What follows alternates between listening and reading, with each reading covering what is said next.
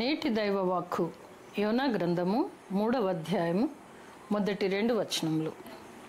అంతటా యెహోవా వాక్కు రెండవ మారు యోనాకు ప్రత్యక్షమై సెలవిచ్చినదేమనగా, నీవు లేచి నినివే మహాపురమునకు పోయి నేను నీకు తెలియచేయు సమాచారము దానికి ప్రకటన చేయము.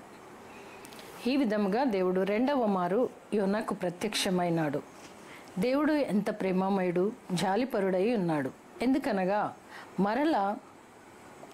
రెండవ మారు దేవుడు యోనాకు ప్రత్యక్షమై, యోనా తప్పు చేశాడు, నా సన్నిధి నుండి పారిపోయాడు కదా, ఇంకా నేను తనను చూడను, నా సేవలో వాడుకునను అని అనుకోలేదు. కానీ యోనాను ప్రక్కన పెట్టి వేరే వారిని ఎన్నుకుంటాను లేదా అతను నాకు అవసరం లేదు అని అనుకోలేదు. కానీ తన సేవకులు, దేవుని పిల్లలు తెలిసి తెలియక తప్పు చేస్తే వారిని సరిచేసి వాడుకుంటాడు.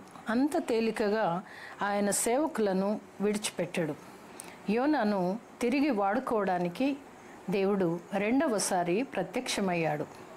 దేవుడు ఏ విధమైన సాకులను అంగీకరించాడు, ఎలా విధేయులుగా ఉండాలో, ఎలా ఉపయోగించుకోవాలో సర్వ సృష్టికర్తకు సమస్తము తెలుసు.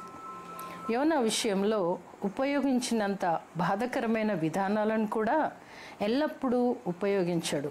అందుకే మనం సంతోషించాలి. ఒక్కొక్కరికి చాలినంత రీతిగా మార్చుకుంటాడు. అది దేవుని పని. ప్రవక్త లేక సేవకుల పని ఏమంటే చెప్పింది చేయడం మన పని.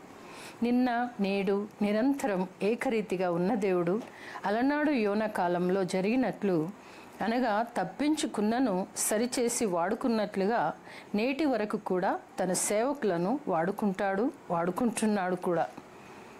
కావున దేవుని ప్రియమైన పిల్లలుగా ఉండి దేవుని కృపలో ఎదుగుదుముగాక. ఆమేన్.